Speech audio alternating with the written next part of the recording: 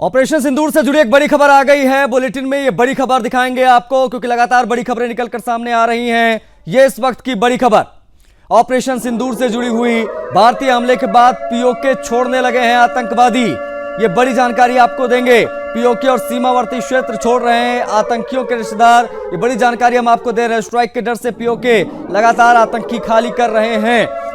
Air strike में आतंकी मसूद का पूरा परिवार खत्म हो गया है। मसूद अजहर का भी इस पर बयान आया था, लेकिन ये बड़ी जानकारी हम आपको दे रहे हैं। स्ट्राइक के डर से पीओके खुद आतंकवादी छोड़कर भागने लगे। उनको पता है कि यहाँ पर भारत फिर से हमला कर सकता है, और ये बड़ी जानकारी हम आपको दे रहे हैं। पाकिस्तान ऑक्यूपाइड कश्मीर पीओके और सीमावर्ती क्षेत्रों में जो आतंकवादियों ने अपने अपने लॉन्च पैड बना रखे हैं, उन सभी को खाली कर करके वो भागने लगे हैं। ऐसी एयर स्ट्राइक हिंदुस्तान ने देर रात की 25 मिनट में पूरा पाकिस्तान दहला दिया। हमारे तमाम सुरक्षा बलों ने, भारतीय वायुसेना ने।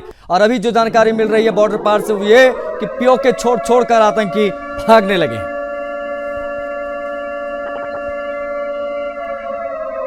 बड़ी खबर इस वक्त की, लगातार तमाम बड़ी खबरें आ रही हैं। एयर स्ट्राइक के डर से पीओके किस प्रकार से आतंकवादी खाली कर रहे हैं। बड़ी खबर,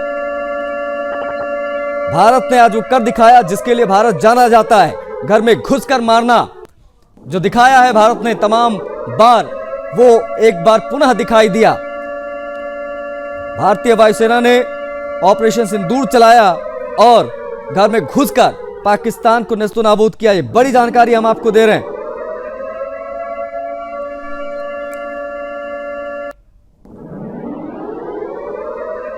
जैश सरगना मसूद की चिट्ठी से बड़े खुलासे भी हुए हैं। एक और जानकारी हम आपको देंगे। मौत की भीख मांग रहा है आतंकी मसूद। वो कह रहा है कि इससे अच्छा था कि मुझे भी मार देते, मैं भी मर जाता तो अच्छा था। पूरा परिवार साफ कर दिया भारतीय सेना ने। ये बड़ी जानकारी आपको दे रहे हैं हम। मरकज सुबहान अल्लाह में आतंकी का परिवार ढेर हो गया है। यहीं पर मिसाइल दागी गई राफेल से टारगेट को लॉक करके। और आतंकी मसूद अजहर जो कई बार आतंकी घटनाओं को हिंदुस्तान में अंजाम देने का आरोपी है, दोषी है, वो कह रहा है कि मौत की भीख मांग रहा है। कह रहा है कि इससे अच्छा है कि मुझे भी मार देते। मसूद अजहर का ये बयान आपको हम बता रहे हैं। अब सबूत खुद पाकिस्तान दे रहा, पाकिस्तान के आतंकवादी दे रहे हैं, क्योंकि जड़ से उखाड़ फेंका है भारतीय वायुसेना ने। भारतीय सेना का पराक्रम जो दिखाई दिया है, वो आप देख सकते हैं। मसूद अजहर का क्या ये बयान आया है। ये बड़ी खबर हम आपको बता रहे हैं। लगातार पूरा परिवार इसका साफ कर दिया गया।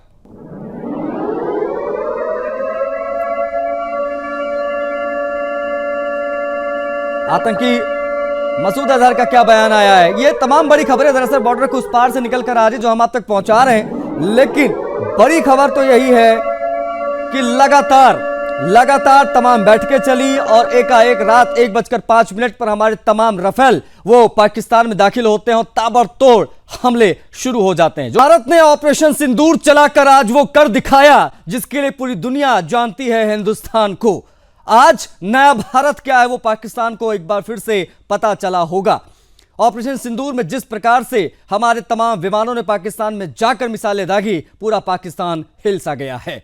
हमारे साथ तमाम मेहमान कनेक्ट हो रहे हैं, उनसे हम बातचीत करेंगे। सभी ज्योतिषाचार्य आपको टीवी स्क्रीन पर दिखाई दे रहे हैं। Doctor H S Rawat ji हैं, बहुत स्वागत है आपका एच एस रावत जी। हमारे साथ राकेश चतुर्वेदी जी हैं। राकेश चतुर्वेदी जी, आपका भी बहुत स्वागत है। हमारे साथ ताराचंद व्यास जी हैं, ज्योतिषाचार्य। ताराचंद व्यास जी, आपका भी बहुत स्वागत है। समय देने के लिए आभार। डॉक्टर विवेक चोपड़ा जी भी हमारे साथ कनेक्ट हैं। सभी से हम बातचीत करेंगे, लेकिन शुरुआत में ताराचंद व्यास जी आपसे करूंगा। आपसे मेरी पहले भी बातचीत हुई थी। आपने कहा था कि भारत को सैन्य सफलता मिलने वाली है, और वो घड़ी आ गई। आज रात 1:05 से लेकर 1:30 तक ताबड़तोड़ हमले हुए पाकिस्तान पर। पहले प्रतिक्रिया आपकी क्या रहेगी ताराचंद व्यास जी? हेलो जी ताराचंद जी। हाँ जी सर, जी सर। ताराचंद जी, मेरी आवाज मिल रही है आपको? पहले जी जी जी, आपका बहुत बहुत स्वागत है सर जी, दूरदर्शन न्यूज परिवार का, जो आपने मुझे इनवाइट किया सर। ताराचंद जी, आपसे जब पहले बातचीत हुई थी तो आपने कहा था कि सैन्य सफलता मिलने वाली है और बड़ा हमला होगा, और वो बड़ा हमला हो गया ऑपरेशन सिंदूर पर। क्या प्रतिक्रिया आपकी पहली? बिल्कुल बिल्कुल, मैंने आपको 15 दिन का टाइम दिया था सर जी। जी। 15 दिन के अंदर है ना, जो ये लगभग आपका ये 15 दिन के लास्ट 15-10 दिन के बाद में ही ये आपका लड़ाई शुरू हो जाएगी। और मैंने आपको ये भी बताया था, भारत की जो प्रश्न कुंडली है ना, उसके अंदर गजकेसरी योग है, उसके अंदर मंगल बड़ा बलवान है, उसके अंदर सूर्य बड़ा बलवान है। इसके हिसाब से मैंने आपको बताया था भारत की इसमें जीत होगी। भारत की प्रश्न कुंडली के आधार पर मैंने आपको बताया था जी, है ना। तो मैंने पहले ही बताया था आपको कि इसमें भारत की जीत होगी अगर लड़ाई होती है तो। और लड़ाई होना, मैंने कहा था लड़ाई से इनकार नहीं किया जा सकता, लड़ाई जरूर होगी। लेकिन हो सकता है हमारे यहाँ के गृह मंत्री जी और यहाँ के जो हमारे प्रधानमंत्री जी हैं, अगर वो चाहें तो इसको कैसा भी कर सकते हैं। लेकिन स्थिति के अनुसार अगर ये लड़ाई होती है तो भारत की इसमें निश्चित जीत होगी सर जी। ठीक है, आप बने रहिएगा। बिल्कुल ताराचंद जी, आपने बताया, तो इसलिए शुरुआत मैंने आप ही से की चर्चा की। आप बनी रहेगा हमारे साथ doctor H S Rawat ji भी हैं। Doctor H S Rawat ji, धर्म पूछकर आतंकवादियों ने गोली मारी और जिस प्रकार से ऑपरेशन सिंदूर चलाया गया, क्या ये मानते हैं कि धर्म की विजय हुई है यहाँ पर? देखिए, ये तो सत्य है गोस्वामी, धर्म की विजय तो हमेशा होती रही है और यही यूनिवर्सल सत्य है, यही सार्वभौमिक सत्य है। वैसे तो एक नियम है, ग्रहाधीनम जगत सर्वम ग्रहाधीनम नरावरा, काल ज्ञानम ग्रहाधीनम ग्रह कर्म फल प्रदा। जी गोस्वामी जी, मैंने 5 महीने पहले 6 महीने पहले ये भविष्यवाणी की थी नवंबर में। ये कहा था कि 29 मार्च से लेकर के और 18 मई तक यहाँ पर राहु और शनि की युति रहेगी। जब जब भी इतिहास के अंदर पीछे 1000 वर्ष के अंदर जब युद्ध हुए हैं, उन युद्धों में राहु शनि और राहु केतु या शनि केतु या सूर्य मंगल, इस प्रकार की जब युतियां होती हैं, दो पापी ग्रहों की, लंबे ग्रहों की जब होती हैं, तो ये युद्ध की संभावना बनती है। ये भविष्यवाणी की थी और वो सत्य हुआ। अभी 18 मई तक का पीरियड बहुत खराब है। और पाकिस्तान की कुंडली को अगर हम देखें तो उसका जो मेष लगन है, मेष लगन का स्वामी मंगल नीच होकर के बैठा हुआ है और चौथे भाव में बैठा हुआ है। अपने को बर्बाद करना, अपने को खत्म करना, अपने पूरे परिवार को खत्म करना, यानी उसका जो देश का परिवार है उसको खत्म करना, तबाही करवाना, ये उसकी स्थिति चल रही है। इसका मतलब उसके स्टार बिल्कुल अच्छे नहीं हो गया सर। वो एच.एस. रावत जी, परिवार साफ हो गया। ये मसूद अजहर जो है उसका पूरा का पूरा परिवार साफ हो गया। आज वो रो रहा है, कह रहा है कि अच्छा कि मुझे भी मार देते, वो तमाम भारतीय सेना के जो जवान आए थे वो मुझको भी मार के जाते। आज ये स्थिति है। खैर मैं लौटूंगा सर, आप बनी रहेगा हमारे साथ। और भी मेहमान है, एक बार ओपनिंग रिमार्क सभी का ले लेता हूं। डॉक्टर विवेक चोपड़ा भी दिखाई दे रहे हैं। डॉक्टर विवेक चोपड़ा, जो कहा अभी एच.एस. रावत जी ने, किस प्रकार से उसको आप यहां से आगे बढ़ाएंगे? क्योंकि ये बड़ा हमला हिंदुस्तान ने किया है, लेकिन जड़ से उखाड़ फेंकना, जो मेन आतंकवादी हैं, जो इन आतंकवादियों को जन्म देते हैं, क्या ये माना जाए कि पाकिस्तान अभी और गलतियां करेगा और जवाब में वो सब भी जड़ से उखाड़ कर फेंक दिए जाएंगे? क्या कहते हैं ग्रह? देखिए, सबसे पहले तो सारे के सारे भारतवासियों को ये बहुत प्राउड मोमेंट है, जिसमें हमने रिटेलिएट करके और बदला लिया उस चीज का, और उसके अंदर हमारा जो ऑपरेशन था वो बहुत सक्सेसफुल हुआ।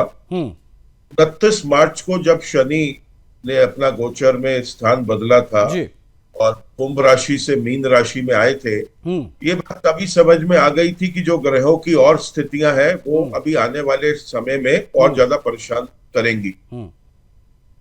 नीच के मंगल चल रहे हैं इस समय, और पूरा का पूरा अभी ये वाला महीना भी उन्होंने उसी राशि के अंदर ही, कर्क राशि में ही रहना है। तो जैसे अभी रावत साहब ने बताया कि 18 मई तक की सिचुएशंस बहुत ज्यादा डिफिकल्ट है, इसको तो बिल्कुल हम भी इस चीज को एक्सेप्ट करते हैं। लेकिन ये प्रॉब्लम आप ये देखेंगे कि ये सितंबर अक्टूबर तक भी खत्म होने वाली नहीं है। ये अभी मुद्दा अगर ठंडा पड़ भी गया तो फिर कुछ रिटेलिएशन होगा दूसरी साइड से, और उसके बाद ये कंटिन्यूअसली आपको लूप्स में दिखाई देता रहेगा। क्योंकि अभी जो बृहस्पति है, इसका भी गोचर है 14 तारीख को, ये मिथुन राशि के अंदर। जहां तक मैं समझ पा रहा हूं विवेक जी, की अब भारतीय सेना इस इंतजार में बैठी है कि कोई गलती आप करके तो दिखाओ।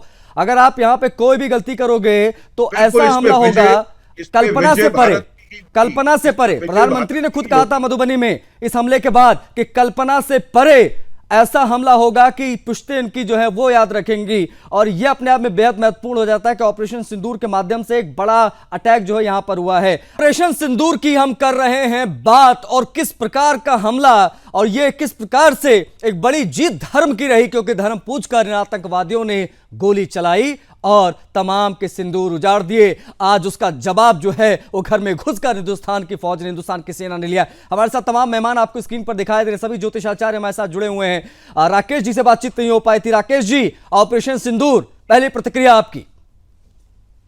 सर्वप्रथम तो आशीष जी, सत्य सनातन की सदैव आवाज उठाने के लिए सुदर्शन के इस मंच को मैं ढेर सारी शुभकामना देता हूं।